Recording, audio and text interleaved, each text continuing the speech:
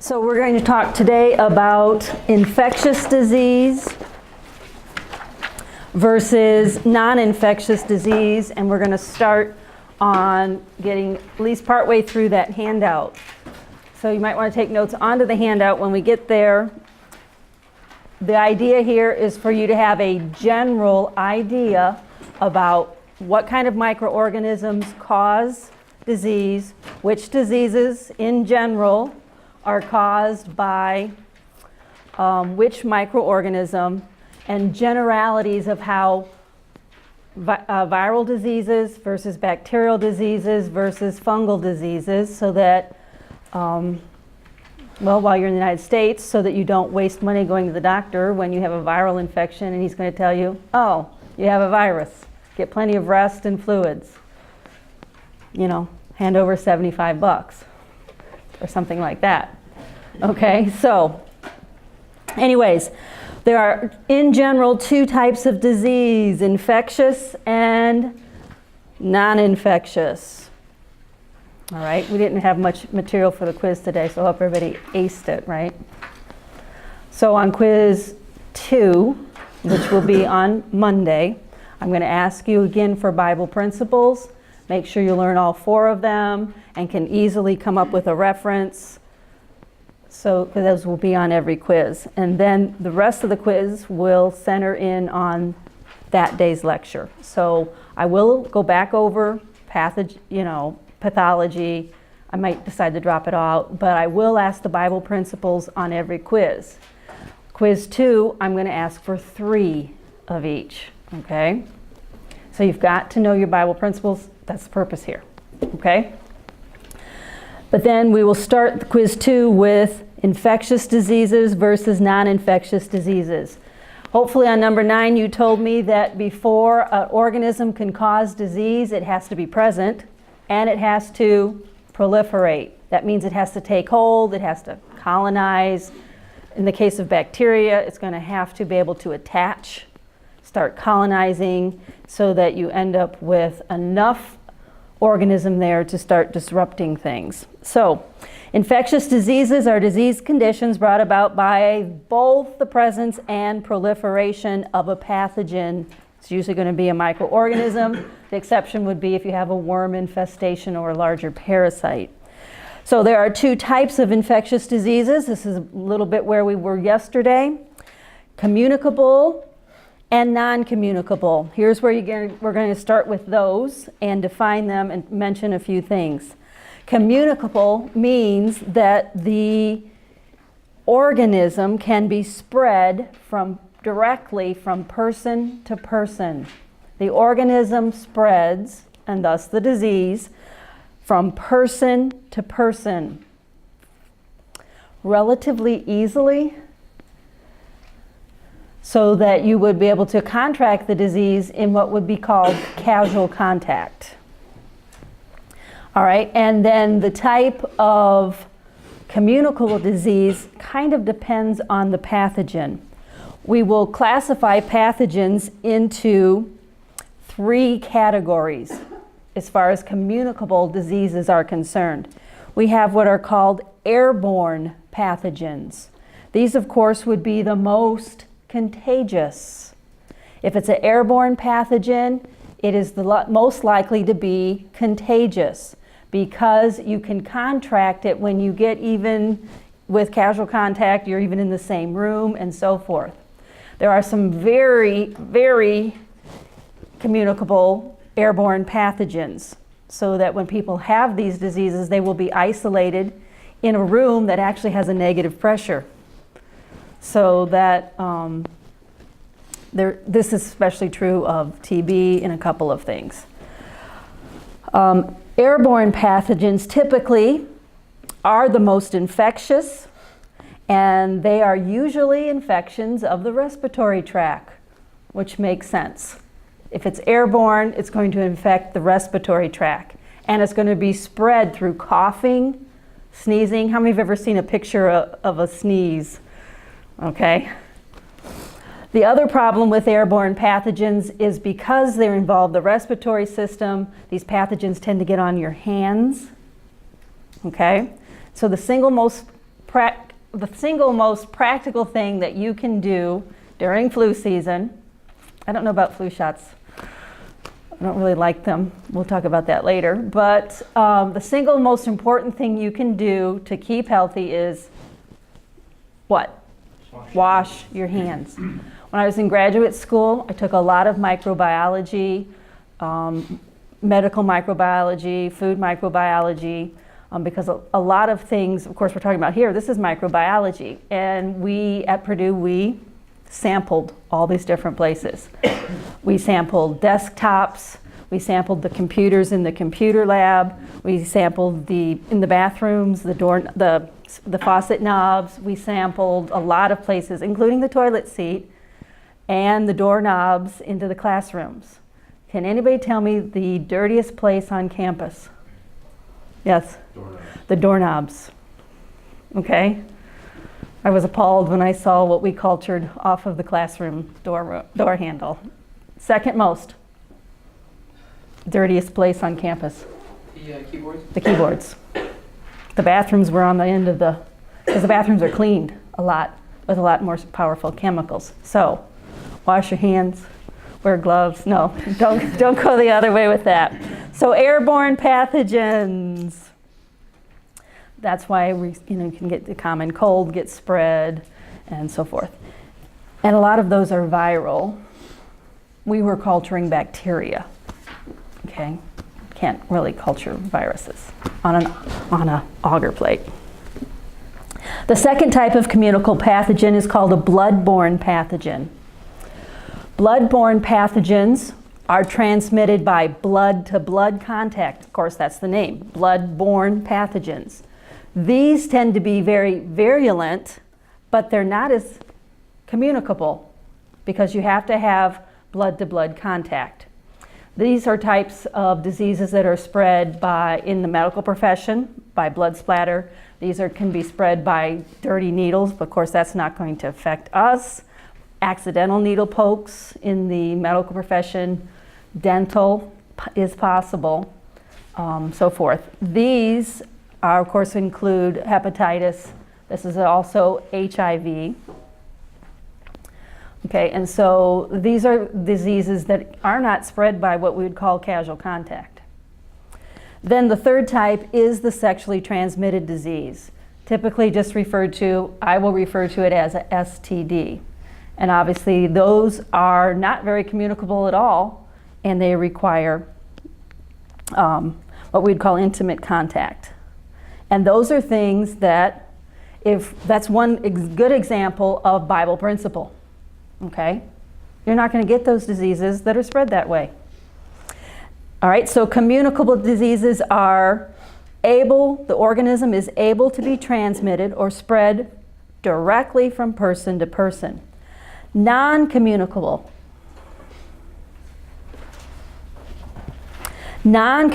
diseases, if you're going to get the non-communicable, that means each individual must directly contact the pathogen. Direct contact with the pathogen. These type of diseases can also be from blood-borne pathogens, where you're getting direct contact. Many of these are food-borne pathogens. Okay, food-borne pathogens. So that means you ingest contaminated food. Examples of blood-borne non-communicable diseases would be tetanus. Okay, tetanus you can get if you, a lot of times tetanus comes from breaking the skin. It's like a rusty nail. Well, the rusty nail is not the problem. The problem what's on the rusty nail, and a lot of times this will happen in stable contact with animals and so forth. Gangrene is also non-communicable, and that is a bacterial infection. Then of course your foodborne illnesses would be salmonella. That's a bacterial infection caused by eating contaminated food. Another one is botulism. And we don't really have a lot of contact in the United States with some of these more severe foodborne diseases. We might get what we call food poisoning. And a lot of what we call the stomach flu is not flu. Okay, influenza is an entirely different category. That's a respiratory infection. But what we normally call the flu many times is a foodborne illness by something that you ate. Yes? How do you spell that? Botulism? Botulism, B-O-T-U-L-I-S-M, botulism.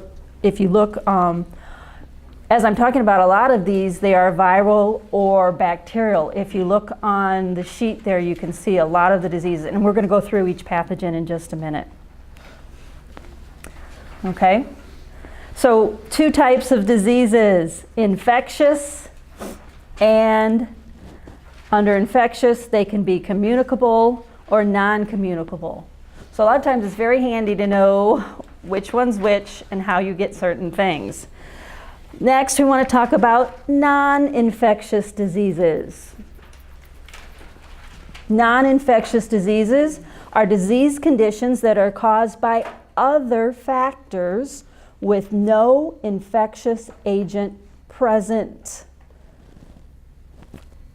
Infectious diseases, the first type, they're disease conditions caused by the presence and proliferation of some type of organism.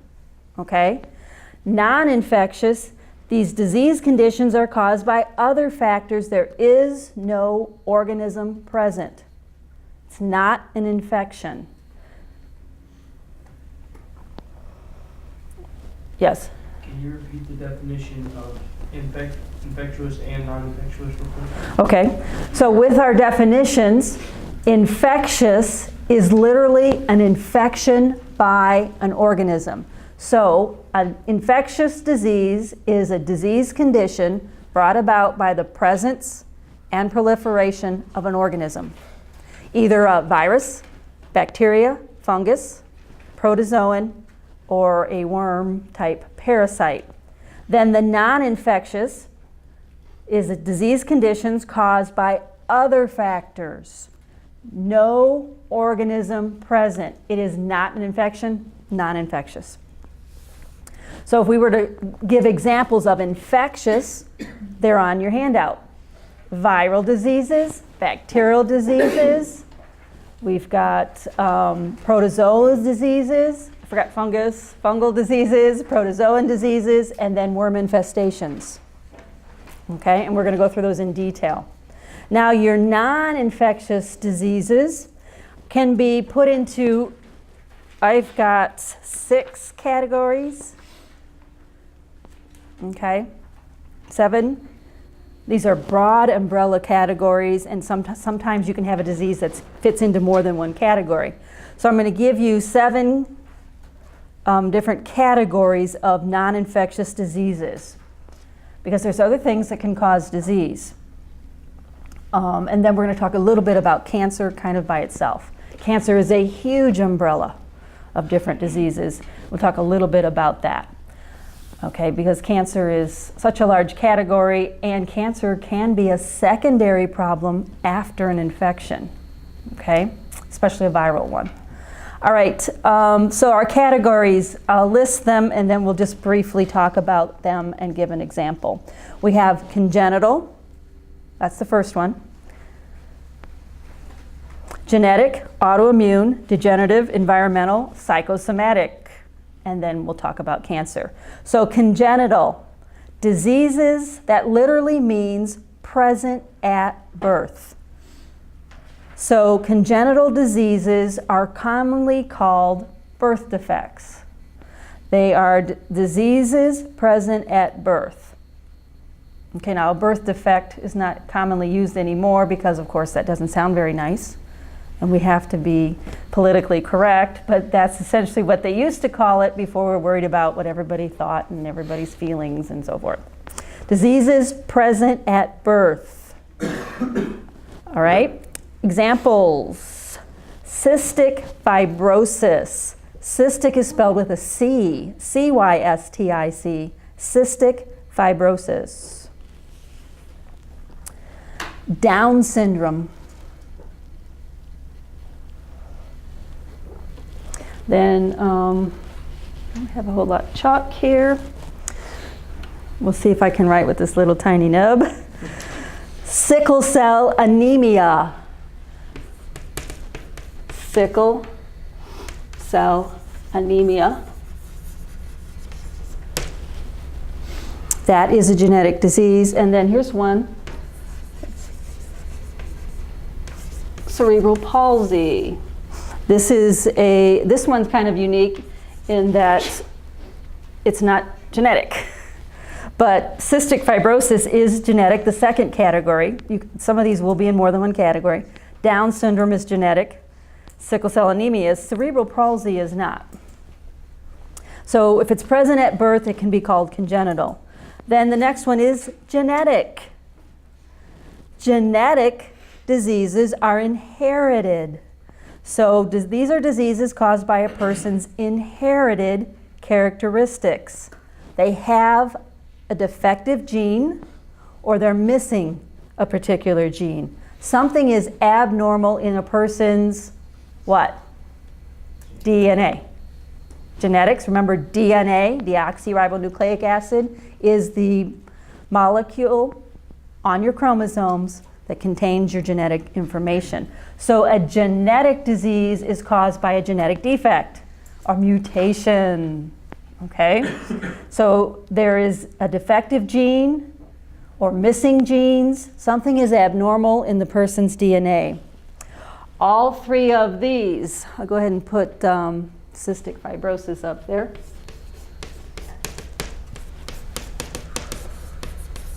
All three of these fit both categories because they're present at birth and they're genetic.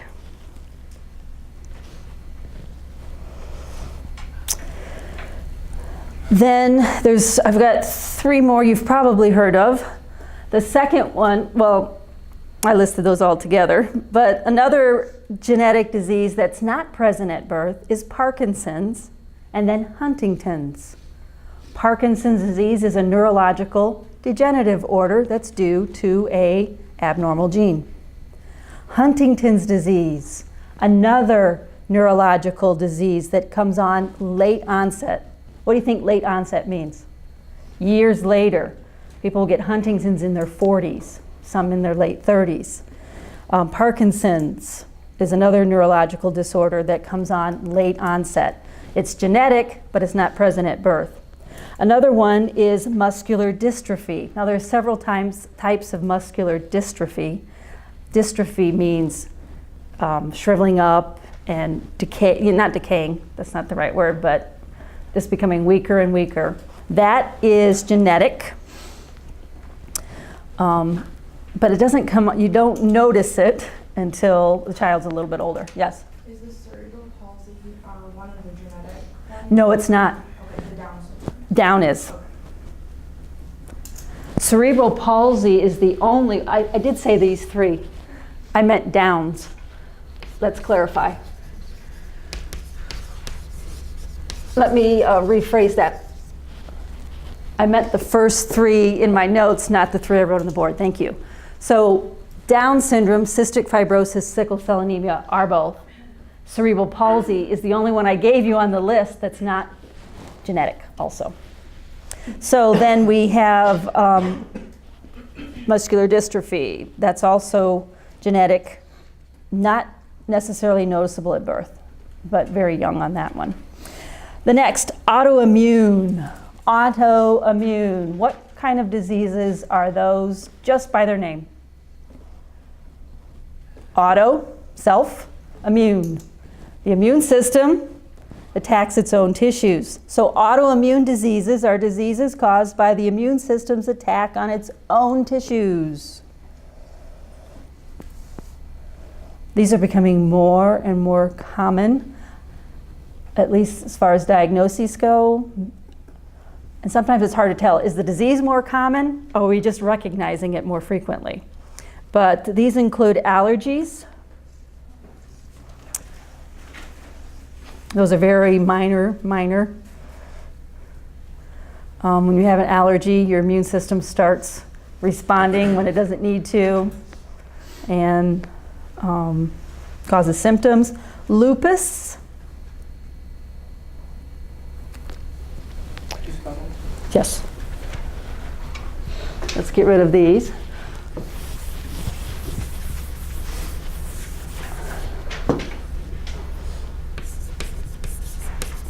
That's its shortened name.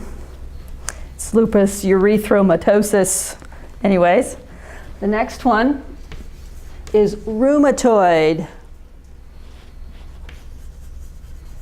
Make sure I spell that right. Rheumatoid, just like it sounds. Arthritis.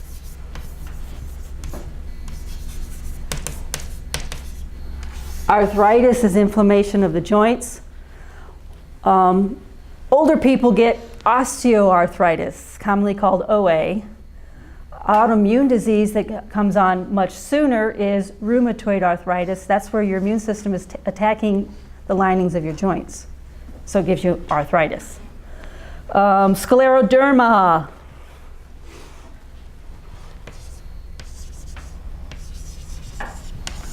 Derma. Anybody know what derma means? Skin. This is a thickening and hardening of some of the elastin and collagen fibers in the skin and other places. Most noticeable in the skin, obviously, since it's exterior. Hashimoto's disease. This is where the immune system. Oh, it's SH. Hashimoto's disease. This is where the immune system attacks the thyroid. Hashimoto. Then the last one that I'm going to mention is multiple sclerosis. That's what the disease is when you hear people talk about MS. Multiple sclerosis. Okay, sclerosis.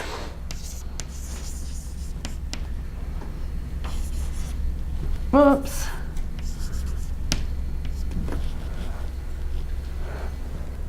I'm going to have to bring some chalk. I'm having trouble writing with that little piece. So, S-C-L-E-R-O. Forgot the S. S-I-S. Sclerosis. Let's fix that. Multiple sclerosis.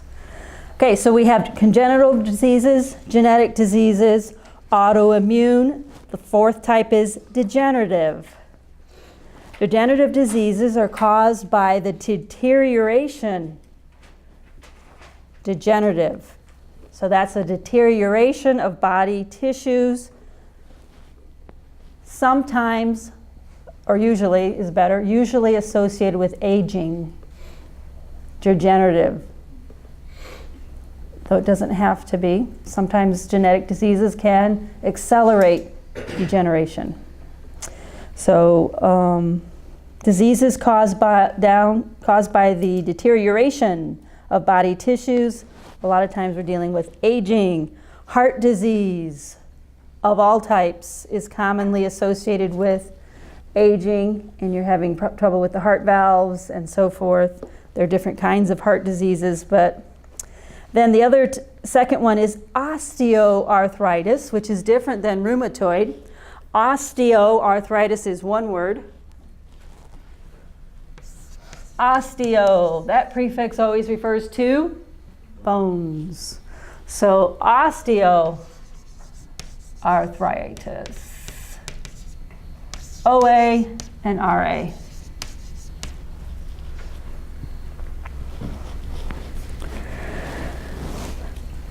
The third type is Alzheimer's.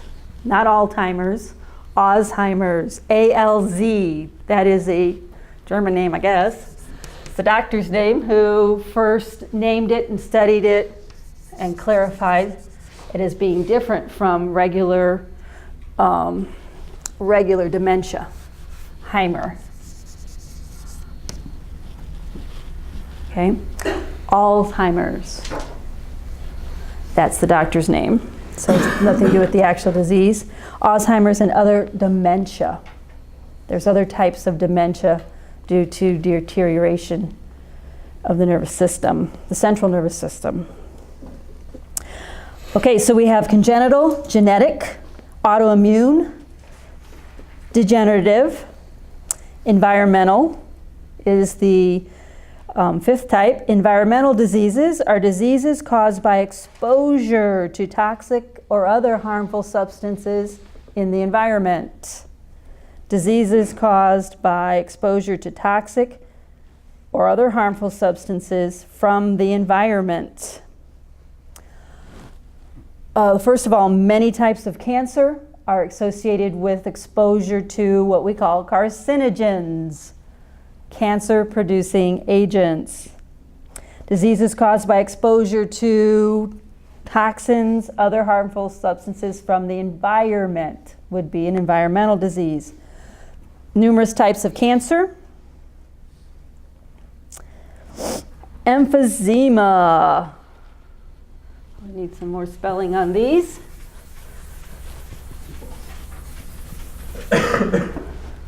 Maybe I should have done this on a handout as well. Emphysema.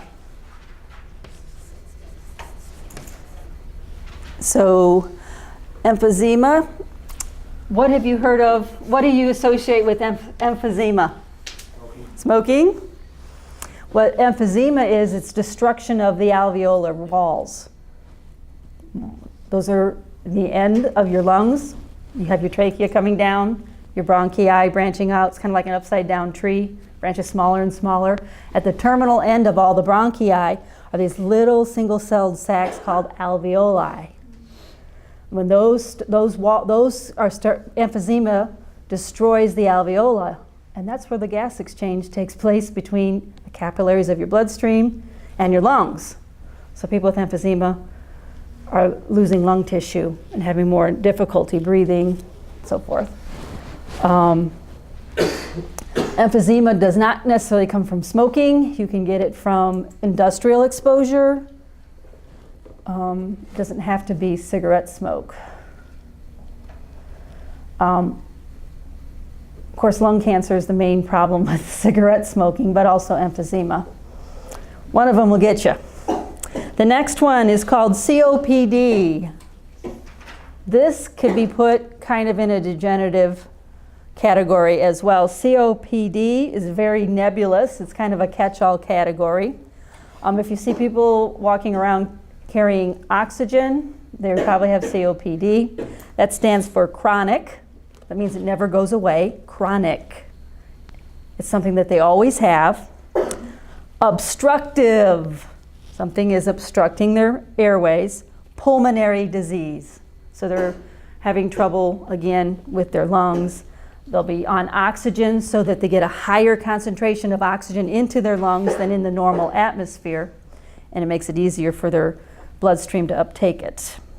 The last one we'll mention is cirrhosis of the liver. This one's a little bit odd on the spelling. It's C-I-R-R. Okay, cirrhosis with an H. Cirrhosis, usually of the liver. This is prolonged exposure to toxins, one of which can be self-inflicted. Alcohol. Your liver is one of your most vital organs. If we were to rate the organs of your body, I would put the brain first, followed by the heart, and followed thirdly by the liver. The liver controls your metabolism. So we have cancer, emphysema, COPD, cirrhosis of the liver. Another category is psychosomatic. Does anybody know what the prefix psycho means? Get rid of emphysema. Psychosomatic. 2 words here. Biology is pretty easy if you know the root words and the prefixes and the suffixes. The prefix psycho refers to what? The mind. Soma means body. So this word literally means mind-body. Okay? So these are diseases brought about by the mind's effect on the body. Now we looked at real quick at a couple of verses yesterday, particularly in Proverbs. Does the mind affect the body physically? Yes. Okay. We are going to spend a whole section on the mind and disease when we do mental disorders. So these do include mental disorders. They also can include digestive disorders.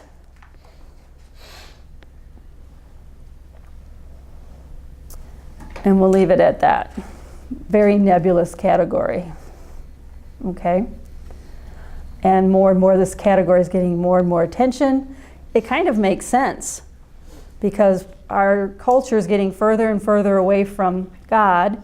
And where does Satan attack, whether it's a Christian or non-Christian? In the mind. And then we also have all these illicit drug use that affects the mind and so forth. So psychosomatic are diseases that come from the mind. It's all in your head. Well, there are real diseases that are caused by stress and all kinds of things. So we'll spend more time with that later, not now. The last category I want to spend time in a little bit is cancer.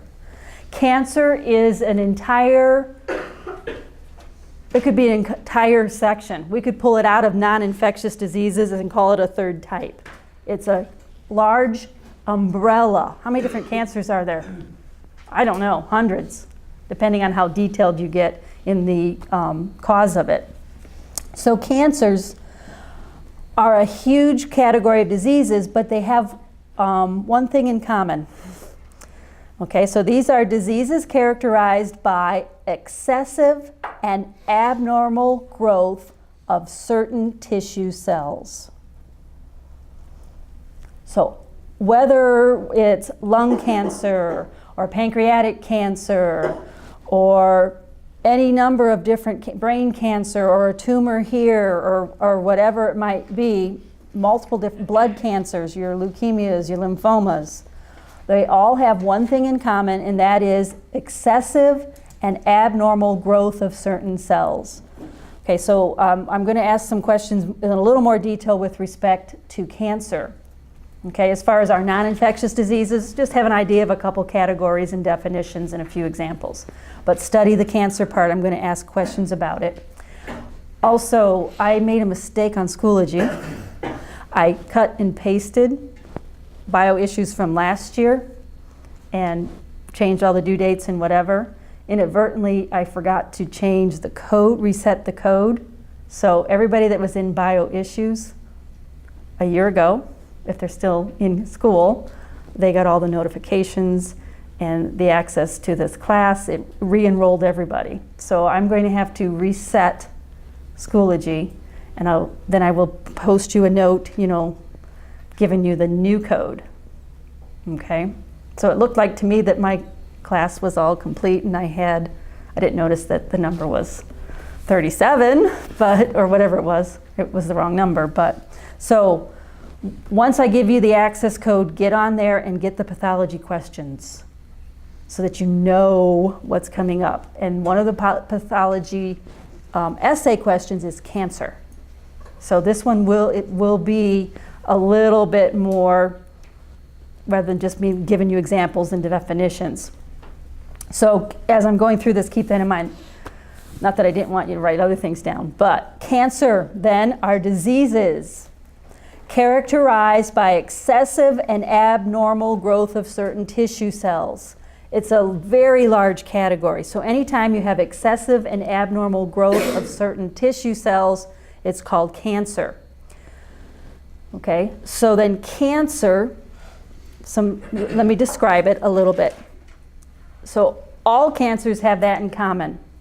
Another thing that's common to cancer is cancer then results in an accumulation of abnormal cells.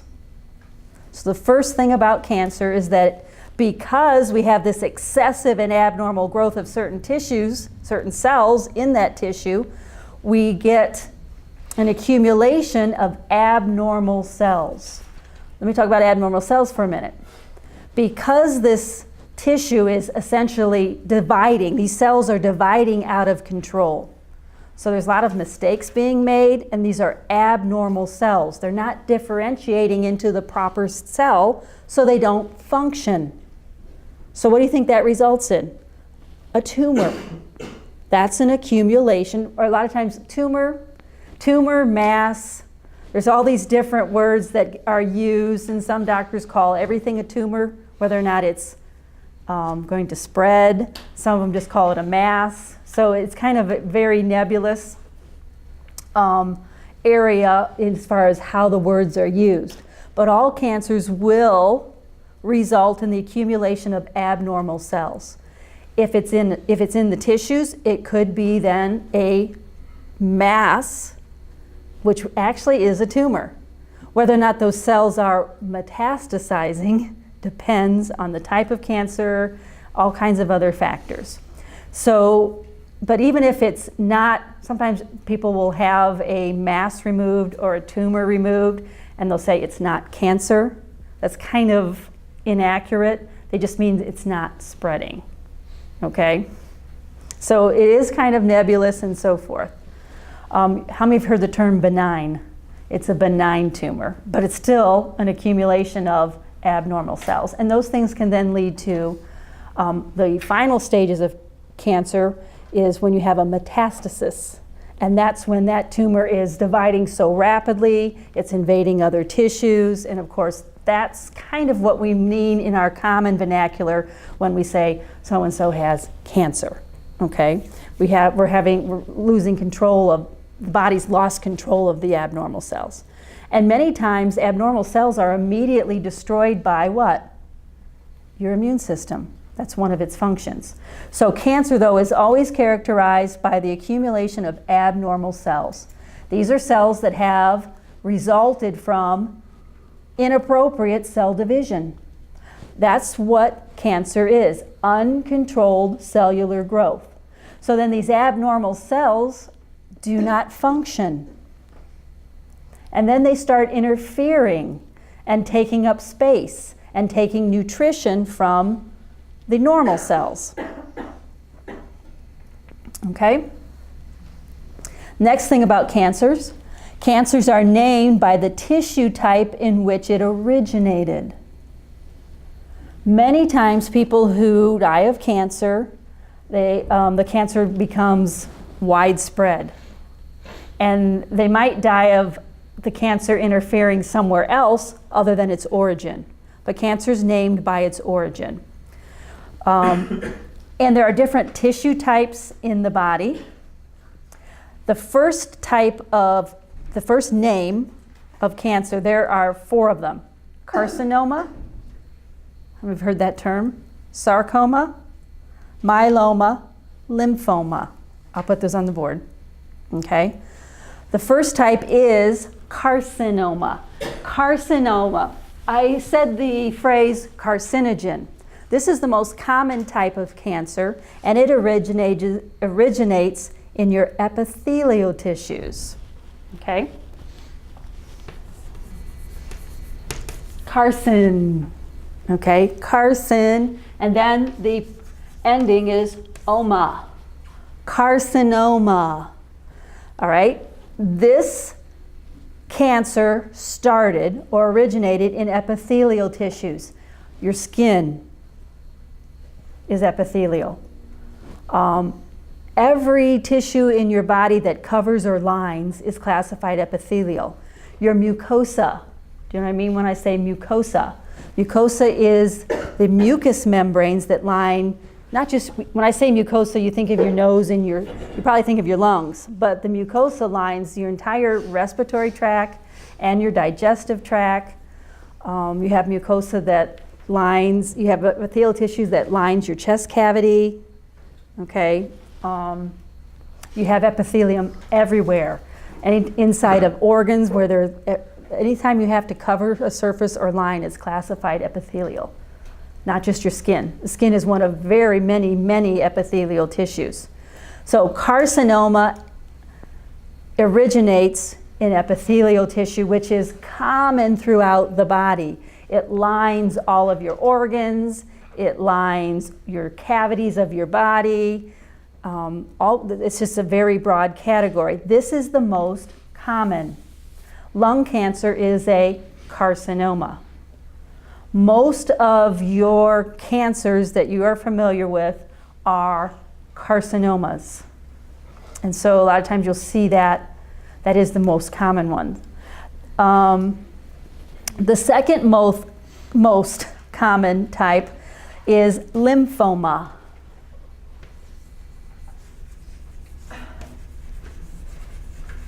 Oma, that tells you cancer, okay? Lymph nodes, lymph tissues. These can be in the lymphatics, lymph nodes, lymph tissue, but more commonly it's in your lymphocytes. Okay, these are immune cells, lymphoma. And since these are circulating cells, there's still going to be there's going to be a lot of these abnormal cells circulating in your body. So this doesn't usually involve a mass or a tumor. Then you have myeloma, spelled with an E, yes. These are cancers that involve the vascular tissues, your blood vessels. This one's not very common. And then sarcoma. Sarcoma is from your connective tissues.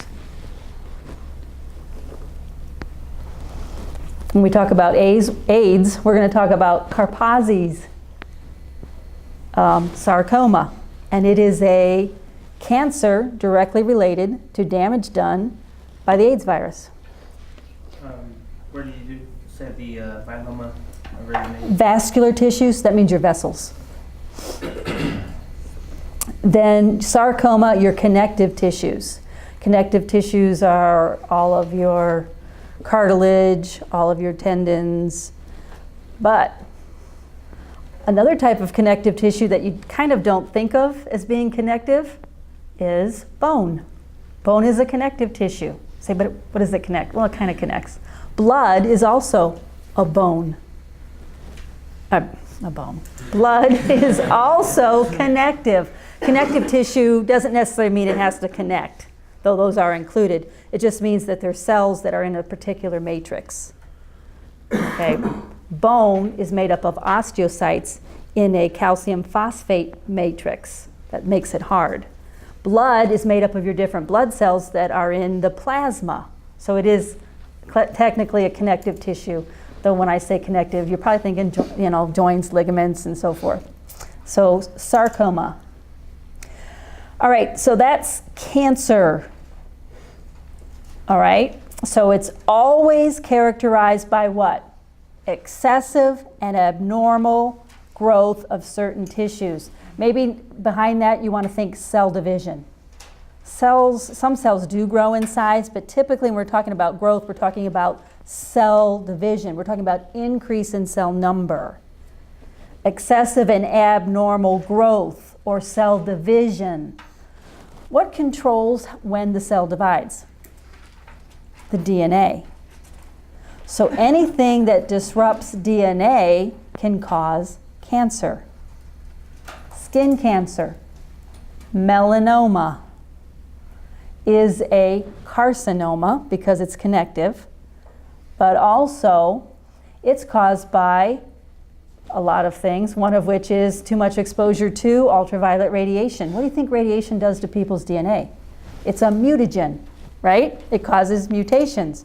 So if something interferes with the cell's control in the DNA of how and when and why it divides, it's going to go crazy. Divide, and all of a sudden you have an accumulation. Eventually you'll have a mass, and then possibly you could have cancer. Hopefully it happens all the time, and especially as a young person, your immune system's is fine-tuned. It's going to take care of these abnormal cells because this is going to happen. You're going to have cells that are abnormal and cells that divide when they're not supposed to and so forth. But this involves when something interferes with the cell's division control. Okay?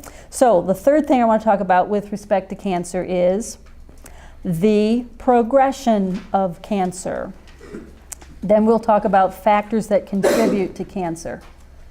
Putting your finger on this causes cancer is a little difficult to say, but we'll try to give some factors. So the progression of cancer. The first thing is what I've just talked about. It's called mutagenesis.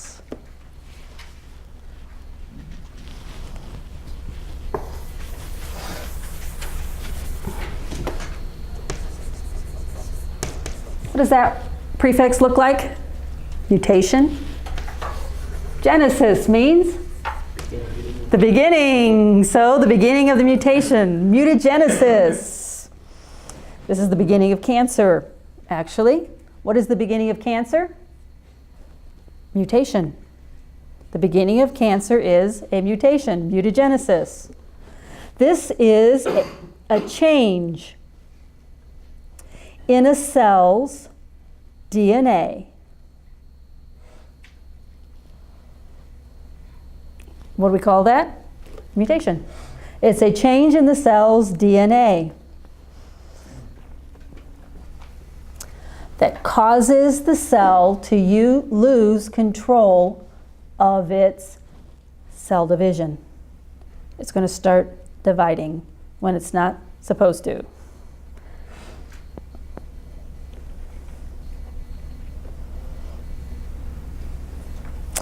All right. Mutagenesis can be caused by exposure to certain chemicals called carcinogens.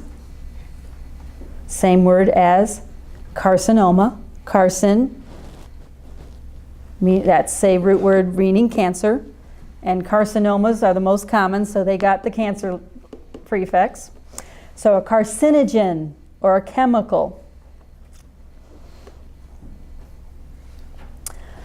They can also have genetic factors involved. Is cancer genetic? Predisposition to it is. Okay. And that, of course, is an area of a lot of attention for research. Then another one is viral agents. Viruses can cause mutagenesis. That's why viral infections can trigger certain cancers. Okay, so mutagenesis. Second step is cellular transformation. Okay, so we have a change in the DNA. That's the first step. That's the beginning of cancer. That's why it's called mutagenesis. Then we have cellular transformation. Okay, this then results in 3 steps. First step underneath cellular transformation. So now we have what's called an abnormal cell. The cell's been transformed into an abnormal cell. It has a problem with its DNA. It has a problem with its division apparatus. So then this causes abnormal cell division. Number 2, most abnormal cells are destroyed by the immune system. Number 3, cancer occurs when the abnormal cells are no longer being handled by the body's immune system. There's too many. The immune system's not functioning properly. So we're going to get abnormal cell division. And usually these abnormal cells will be destroyed by the immune system. Then number 3, cancer occurs. A mass becomes noticeable when the immune system can no longer destroy the cells that are malfunctioning. That's cellular transformation. Step 3 is metastasis. This is full-fledged cancer. Okay? When cancer metastasizes. That's A. Metastasis. When cancer metastasizes, this is when it actively invades neighboring tissues. And of course, not all cancers progress to this. It depends on the type of cancer. As far as masses are concerned, there are two types. So underneath metastasize, not all cancers are metastatic. Those are when, you know how you've heard staging, stage 3, stage 2, stage 1, stage 2. A lot of that involves this. And it's very subjective, person to person, and even cancer to cancer. So underneath metastasize, we have two types of masses formed. There are malignant tumors, and then there are benign masses, sometimes called neoplasms. So we'll call them malignant tumors, and then benign neoplasms. And then, of course, a third type would be full-fledged metastasis. Malignant tumors are masses that are growing at an accelerated pace and they're taking over the abnormal cells. These are called cancer. But they're not necessarily going to invade other tissues and cause death. Then benign masses. These are masses growing at a slower pace and usually confined to a particular location. These are the good kind that can usually be easily surgically removed and the situation's done. Then, of course, a metastasis is when cancer is spreading into different places and different kinds of tissue. And that is your higher stages of cancer. And once something metastasizes, it's usually labeled terminal. Okay, we are out of time.